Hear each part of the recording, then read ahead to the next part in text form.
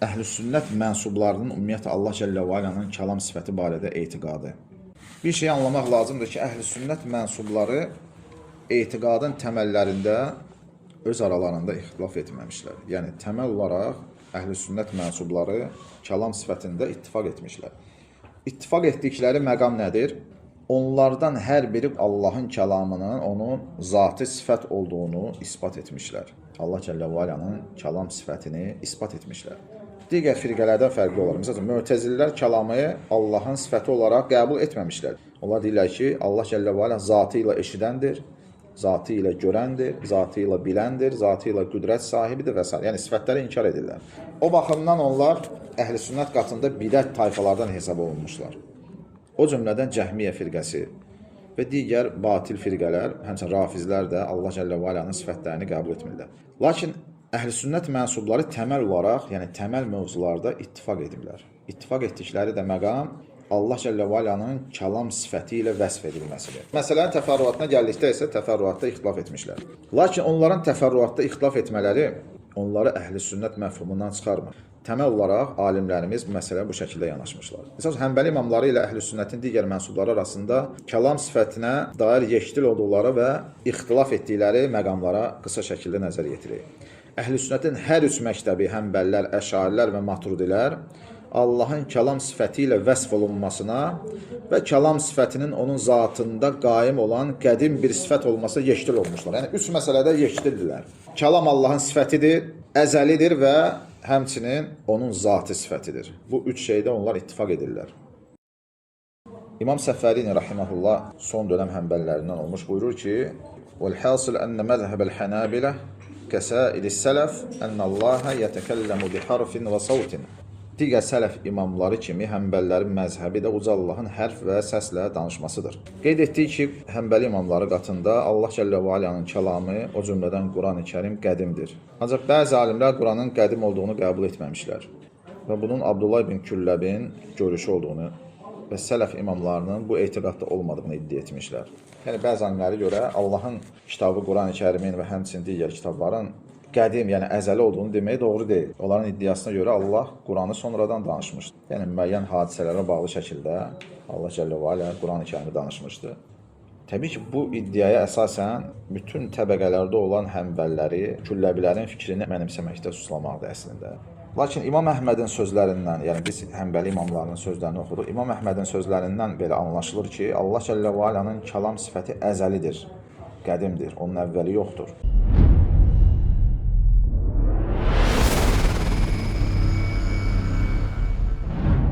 Muhammed və alə alihi və sahbihi və mən təbi'ahum bi ihsanin ilə yevmiddin, əmmə bə'd. İmam Əbdülbaqil Məvahibinin Əl-İlm vəl-Əsər kitabını oxumaya davam edirik və Uca Allahın kəlam sifəti barəsində danışırıq.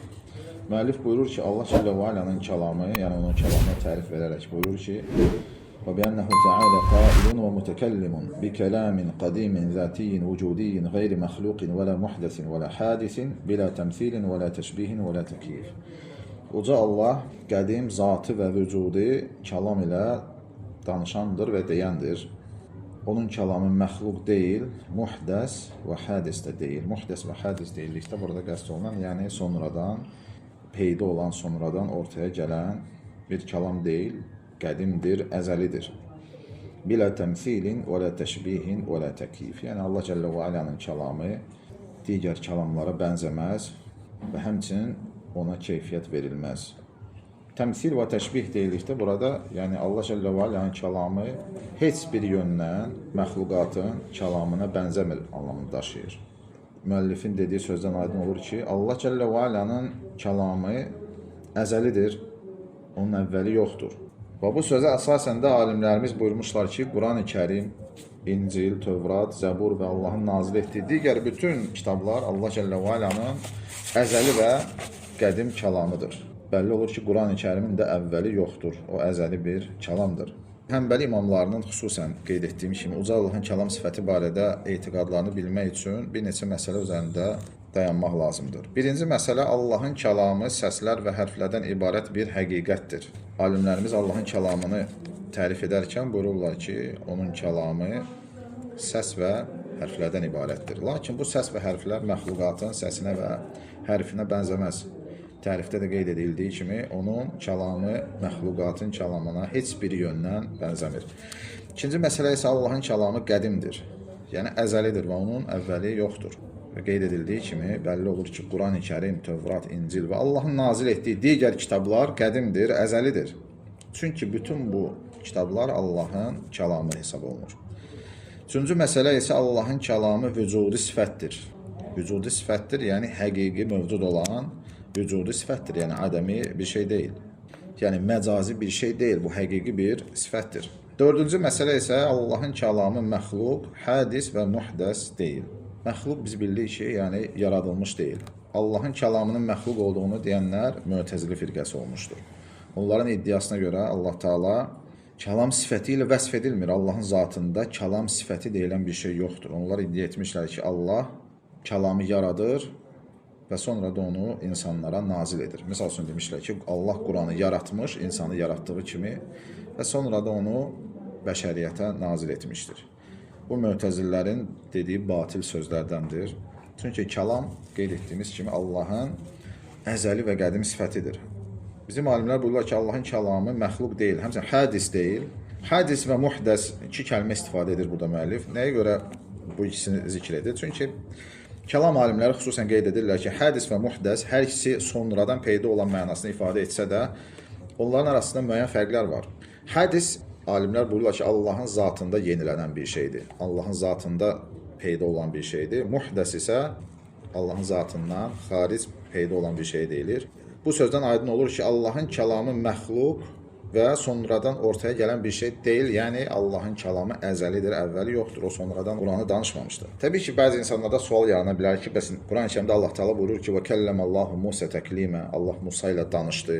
Əgər danışıbsa, məgər bu əzəldən mi baş verib? Təbii ki, yox. Alimlərimiz açıqlama verib buyururlar ki, Allah Musa ilə danışdı. Yəni, Allah Cəllə və Alə Musaya öz əzəli kəlamını eşitdirdi mənasını ifadə edir və bu da bir çox alimlərin açıqladığı, xüsusən Qad Əbu Ya'lənin və ondan sonra gələn alimlərin qeyd etdikləri bir məsələdir. Yəni Allah Cəllə və Alə Musa ilə danışmışdır, bəli, Allah Musa ilə danışmışdır. Lakin danışmaq deyildikdə Allahın ona öz əzəli kəlamını eşitdirməsidir. Çünki Allahı zaman və məkan çərçivəyə almaz. Allah Cəllə və Alə əzəli varlıq. Əzəliyyət də bildiyimiz kimi zaman məfhumu deyil. Beşinci məsələ isə kəlam feili sifət deyil, zati sifətdir. Bəzi firqələrdən fərqli olaraq alimlər buyururlar ki, kəlam feili sifət deyil, zati sifətdir.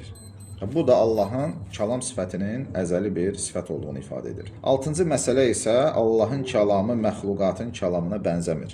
Bu da Abdülbaqi Məvahibinin tərifində qeyd edilən bir məsələdir. Allahın kəlam sifəti bizim anladığımız insanlarda, bəşəriyyətdə, yəni məxluqatda gördüyümüz kəlam mənasında deyil. Bu tamamilə bizim üçün qapalı qalan bir şeydir. Lakin biz Allah Cəllə və Alənin kəlam sifəti ilə vəsf edildiyini deyirik, bunu etiqad edirik və onun kəlamının məxluqatın kəlamına bənzəmədiyini deyirik.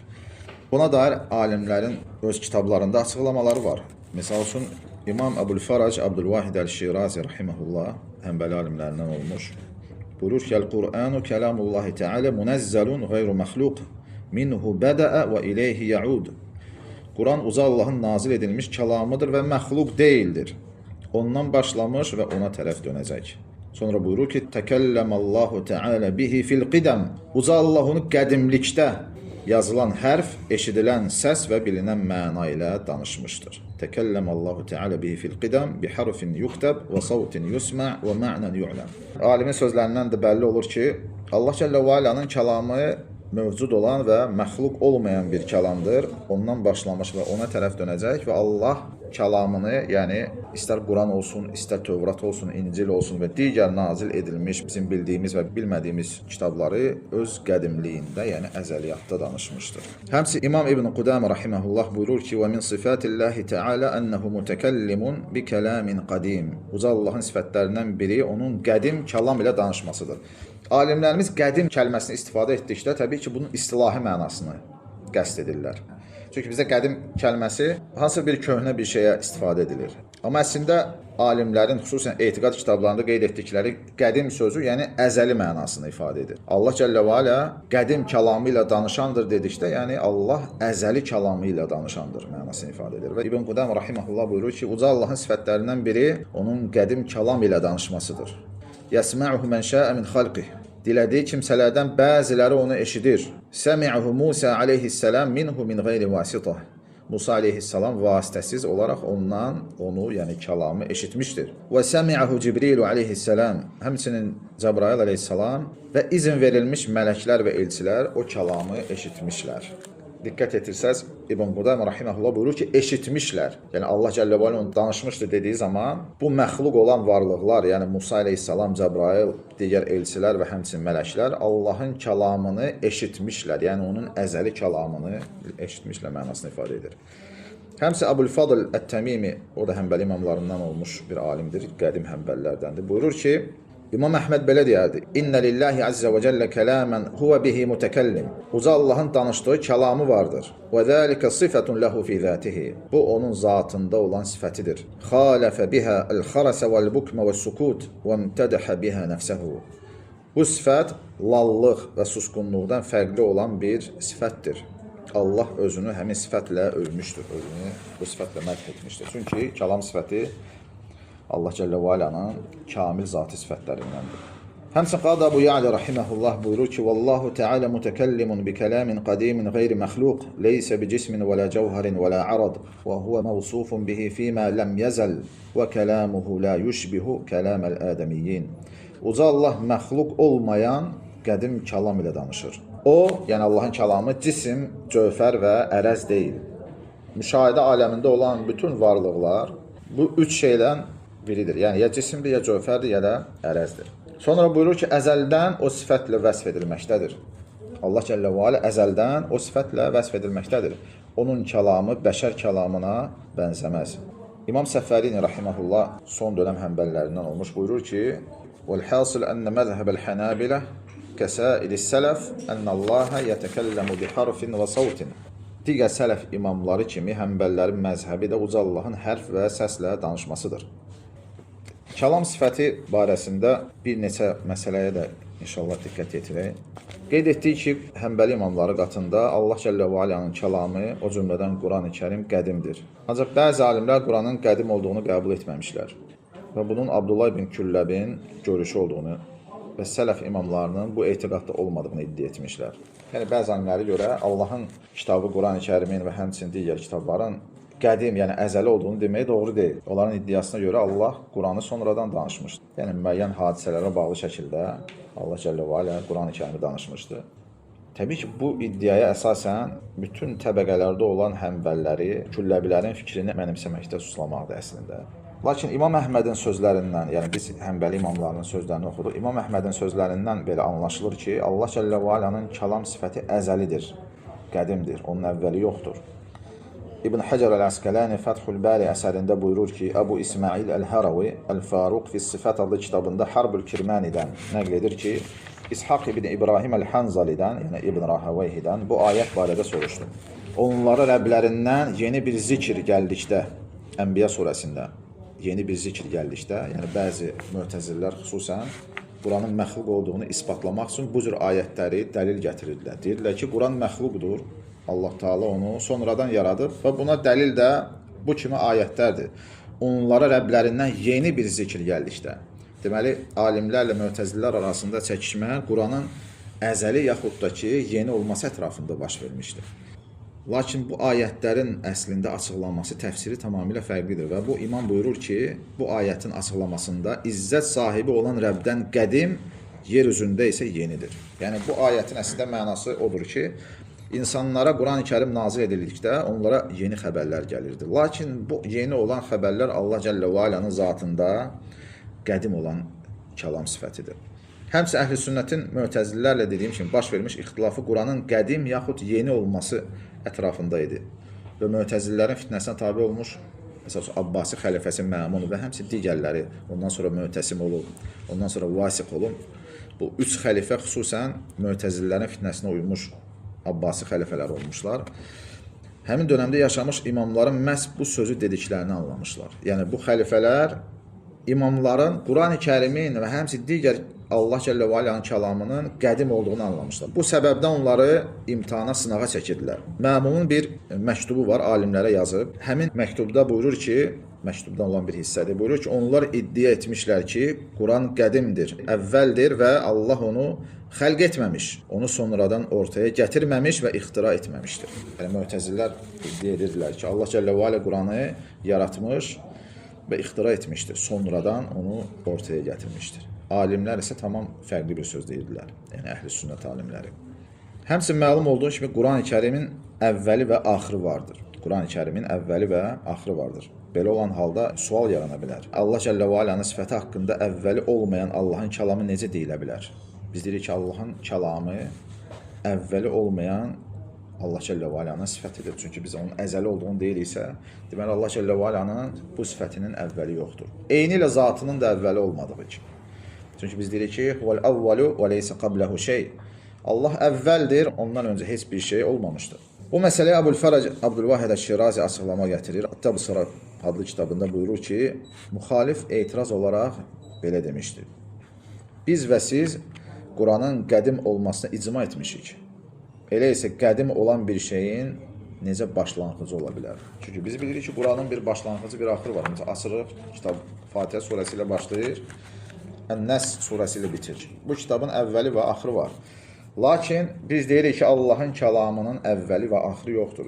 Bu suala necə cavab verməliyik? Əbul-Fadl Əş-Şirazi buyurur ki, buna cavab olaraq deyirik ki, başlanğıc danışmağa deyil, nazil edilmiş olana aid edilir. Yəni, bu nazil edilmiş kitabın bir başlanğıcı var. Amma o demək deyil ki, Allahın kəlamının əvvəli var. Çünki Uca Allah Quranı qədimlikdə danışmışdır. Muhammədi Peyğəmbər olaraq sallallahu aleyhi və səlləm göndərdikdə isə ona o kitabı nazil etmişdir. Şübhə yoxdur ki, Uca Allahın kəlamının əvvəli və axırı yoxdur. Lakin kəlam məsələsinə iki yöndən yanaşılır. Birinci, kəlamın Uca Allahın zatında qaim olan sifət olmasıdır. Əgər biz Allahın kəlamının onun zatında qaim olan bir sifət olaraq isbatlayırıqsa, bəli, bu sifətin nə əvvəli, nə də axırı yoxdur. Lakin digər yöndən, əgər Quran kitabının içində olan kəlam barəsində danışırıqsa, bəlli məsələdir ki, Quran-ı Kərimin içində mövcud olan sözlərin əvvəli və axırı vardır. Yəni, bu iki şeyi ayırmağımız lazımdır. Əgər biz Allahın zatında qaim olan kəlam barədə danışırıqsa, təbii ki, onun əvvəli və axırı yoxdur.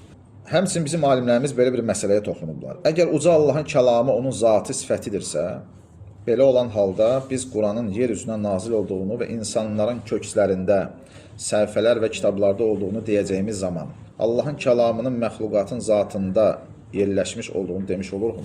Bu da incə bir məsələdir. Yəni, alimlər buyururlar ki, əgər biz Quran-ı Kərimin Allahın kəlam sifəti olduğunu deyiriksə, eyni zamanda biz deyirik ki, bu kəlam hafizlərin kökslərində, qəlblərində saxlanılır. Həmçinin mushaflarda, kitablarda mövcuddur.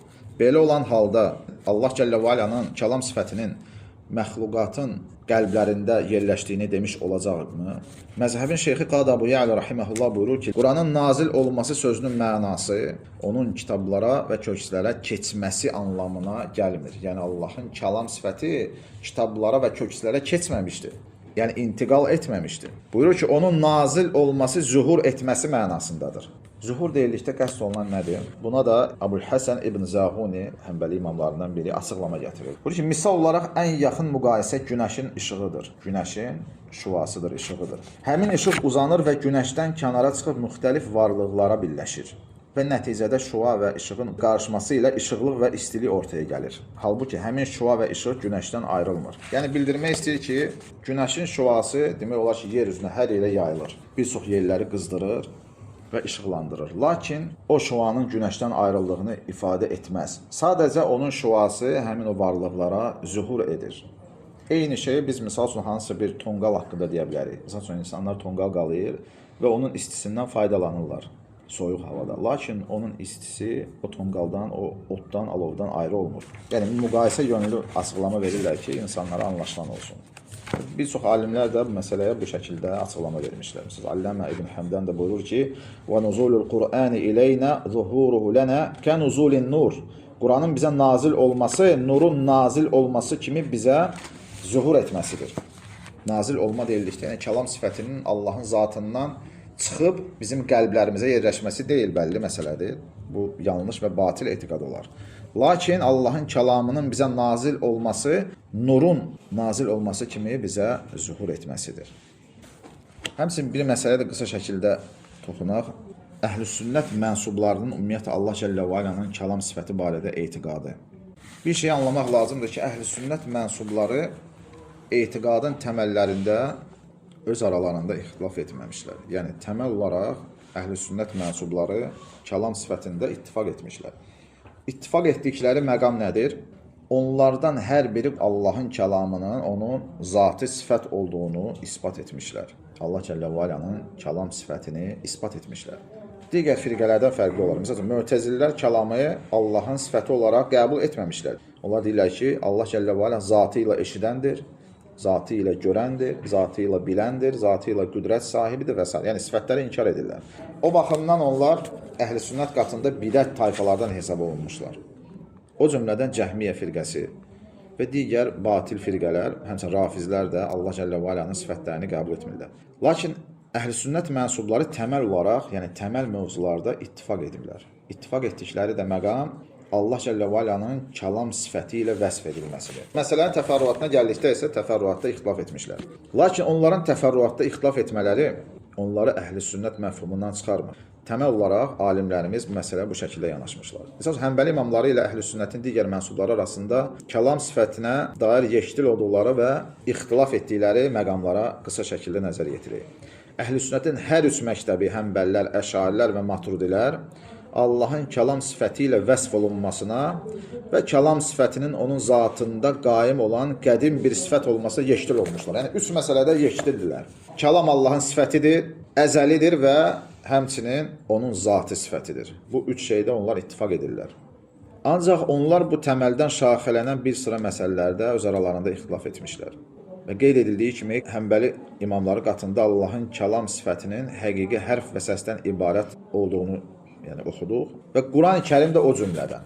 Allah Cəllə və Alanın qədim əzəli kəlamıdır və hərf və səsdir. Əşarilər və Məturidilər isə Allahın zatında qaim olan bu sifətin ləfsi deyil, nəfsi sifət anlamına gəldiyini demişlər. Yəni, onlara görə Allah Cəllə və Alanın kəlam sifəti hərf və səsdən ibarət deyil, nəfsi kəlamdır. Yaxşı, sələfdən bu etiqadda olan imamlar olubmu? Misal, Əbu Hənifədən bu etiqad nəql edilməkdədir ki, Allah Cəllə və Ala hərflə danışmaz. Lakin bu ixtilaf dediyim kimi o təməldən şaxələnən təfərrüatlı məsələlərdə olan ixtilafdır. Onların ittifaq etdiyi məsələlər var, ixtilaf etdiyi məsələlər var. Bu ixtilafın dərəcəsi barədə qısa şəkildə danışmaq istərdim. Yəni bu ixtilaf, bu üç firqə arasında olan ixtilaf onların qarşılıqlı düşmənçiliyini gərəkdirirmi və həmçinin onların bir-birini bidətdə və zəlalətdə ittiham etmələrini gərəkdirirmi? Tarix boyu biz bunun şahidi olmuşuq. Yəni, bu üç firqə bir-birini bidətdə, zəlalətdə ittiham ediblər. Hətta Əşarilərlə Maturidilər belə bir-birini zəlalətdə ittiham edirlər. Yəni, müəyyən təfərrüata bağlı olan məsələlərdən. Və alimlər Həmbəlilərlə Əşarilər və həmçinin Maturidilər arasında kəlam sifəti ətrafında ixtilafın rütbəsi barədə bir sıra sözlər söyləmişlər. İbn Qudam rahiməhullah bu ixtilafın qəti bilinən mövzuda olduğunu demişdir. Yəni, İbn Qudamaya görə bu ixtilaf təməl ixtilaflardan sayılır. Və bu səbəbdən də İbn Qudamanın Əşarilərə qarşı çox sərt çıxışları olmuşdur, çox sərt rəddiyələri olmuşdur. Nəcmuddin Tufi rahiməhullah isə ixtilafın qəti bilinən mövzudan aşağı rütbədə olduğunu qeyd etmişdir. Yəni, bu qəti məsələlərdə olan ixtilaf deyil, rütbə cəhətdən daha aşağıdır. Bu da Nəcmuddin At-Tufinin, o da Həmbəli imamlarından biri olmuşdur, onun açıqlaması. Tufi hərf və səs məsələsinin heç də açıq məsələ olmadığını və buna dair qəti bir nassın olmadığını qeyd etmişdir. Yəni, biz Quran-ı Kərimdə və həmçinin hədislərdə və səhabələrin sözlərində Allahın kəlamının hərf və səs olduğuna bir nəql tapa bilmərik. Bu, sonradan alimlərin, xüsusən də Mötəzililərə rəddiyə verdikləri əsnada qeyd etdikləri bir məsələdir. Yəni, açıq aydın belə bir nas yoxdur ki, Allahın kəlamı hərf və səsdir. Və yaxud Allah Rasulü sallallahu aleyhi və səlləmin açıq buna dair sözü yoxdur. Həmçinin səhabələrin belə buna dair açıq aydın bir sözü yoxdur. Bu səbəbdən əhl-i-sünnət mənsubları bu məsələdə ixtilaf etmişlər.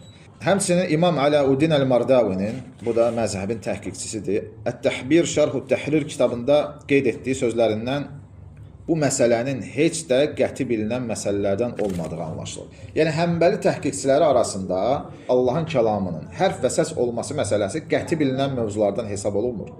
Bu, əslində, etiqadi təməllərdən şaxələnən mövzulardandır. Bu, əksər Həmbəlilərin düşüncəsidir. Əksər Həmbəlilərin mövqeyi budur. Bir sıra alimlər istisna olmaqla və onlardan biri də qeyd etdiyimiz kimi İbn Qudamədir. İbn Qudamaya görə bu qəti bir məsələdir. İmam Mardavi rahimehullah dediyim ki, Ət-Təhbir Şərh-ü Təhlil kitabında qeyd edir ki, bu məsələ qəti bilinən məsələlərdən deyil. Buna rəğmən Mardavi məhz Həmbəlilərin yanaşmasını tərcih edir və bunun bir sıra sələf imamlarından nəql edildiyini qeyd edir. Yəni, sələf alimlərindən bəli, Quran-ı Kərimin, Allahın kəlamının hərf və səs olduğu nəql edilir. Lakin sələf dediyimiz zaman, o deməkdir ki, bu söz səhabələrdən nəql edilir. Bu sələf deyildiyi zaman, yəni onlardan sonra yaşamış imamlardan bu şey nəql edilməkdədir. Və xülasə Həmbəli və Əşari imamları kəlam sifətinə müxtəlif açıqlamalar versələr də, onlar iki şeydə yekdir olmuşlar. Biz artıq onların ittifaq etdiyi şeyi qeyd etdik və həmçinin iki şeydə onlar yekdir olmuşlar. Birinci, səhifələrin içində olan Allahın kəlamıdır. Çünki Əşarilərə belə bir ittiham irəli sürülmüşdür ki, Əşarilər oxuduğumuz Quranda olan kəlamın Allahın kəlamı olduğunu inkar edirlər. Onlar deyirlər ki, bu Allahın kəlamı deyil, bu isə yalandır. Çünki onlar ittifaq ediblər ki, səhifələrin içində olan Allahın kəlamıdır. Onu nəfsi kəlam adlandırırlar və yaxud hərf və səs adlandırırlar. Bunun məsələyə heç bir aidiyyəti yoxdur. İkinci məsələ isə səhifələrin içində olandan bir hərfi inkar edən kafirdir. Bir hərfi inkar edən kafirdir. Bunu həm Əşarilər deyirlər, həm Həmbəlilər deyirlər və həmçə də Maturidilər deyirlər. Və bu iki məsələyə həm Həmbəli, həm də Əşari etiqad kitablarında rast gəlmək mümkündür. Yəni, kitablarda mövcuddur. Onların ixtilaf etdikləri məqam isə, budur. Quran-ı Kərimin hərfləri uca Allahın danışdığı kəlamın özüdür, yoxsa uca Allahın kəlamı qədim mənadır, bu kəlmələr isə həmin mənaya dəlalət etməkdədir. Yəni, ixtilaf bunun ətrafındadır. Və buna dair də müxtəlif nəqillər var. Təbii ki, bəziləri mübaliğəyə varıb, Əşarilərin sifətlərə mövzusunda cəhmiyyə olduğunu iddia etmişlər və bugün də bu sözü deyənlər çoxdur. Deyirlər ki, Əşarilər cəhmidirlər. Həqiqətən mi Əşarilər cəhmiyyədirlər? İbn Teymiyyə Məcmul Fətəva 12-ci cildində buyurur ki, bəziləri belə demişlər. Kim desə ki, Cəhm İbn Safvanın məzhəbi Əşarinin məzhəbidir, yaxud ona yaxındır, yaxud onunla bərabərdir, beləsi bu iki firqə barəsində cahil olan kimsədir. Deməli, o nə cəhmiyyəliyi tanımır, nə də əşariliyi. Çünki cəhmiyyə firqəsi Quranın yaradıldığını deyirlər. Əşari isə, Əbu Həsən əl-Əşari isə Quranın qədim olduğunu, insan kəlamının isə Allah tərəfindən yaradıldığını deyir. Ağıl sahibi üçün hər üç məzhəb arasında fərq bəlli olur. İbn Teymiyyə bu sözə əlavə edərək buyurur ki, deyiləcək, şübhə yoxdur ki, İbn Külləbin, Əşarinin və onlar mislində sifətləri isbat edənlərin sözü Cəhmi və Mötəzili firqəsinin sözü deyil. Yəni, İbn Teymiyyə açıq aydın burada buyurur ki, Əşari və onun davamçıları sifətləri isbat edirlər. Günümüzdə isə deyirlər ki, onlar sifətləri inkar edirlər. İbn Teymiyyə buyurur ki, onlar sifətləri isbat edirlər və onların sözləri Cəhmi və Mötəzil firqəsinin sözü deyil. Əksinə, bu şəxslərin, yəni Əbu Həsən əl-Əş'ari və İbn Kullabin Cəhmi və Mötəzil firqələrinə rəddiyə məzmunlu təlifləri, kitabları vardır. Onlar orada sifətləri inkar edənləri zəlalətdə ittiham edirlər. Və üstəlik, onlar bəzən Cəhmiləri və Mötəzilləri təkfir edir, bəzi yerlərdə isə onları zəlalətdə ittiham edirlər. Ələxsusda cəhm sifətləri, üstəlik gözəl adları, Allah Cəllə və Aləm gözəl adlarını inkar edənlərin başında gedən birisidir. Və xülasə Həmbəli imamları uca Allahın kəlam sifəti ilə vəsf edildiyini isbat etmişlər və onun zatı və qədim sifət olduğunu qeyd etmişlər. Bugünkü dərsimiz bura qədər. Və növbəti dərslərdə başqa mövzular barəsində danışacaq. Allah Cəllə və Aləm bizə eşidib, fayda götürən qullarından etsin. Və əxiru dəvana enilhamdülillahi rabbil aləm.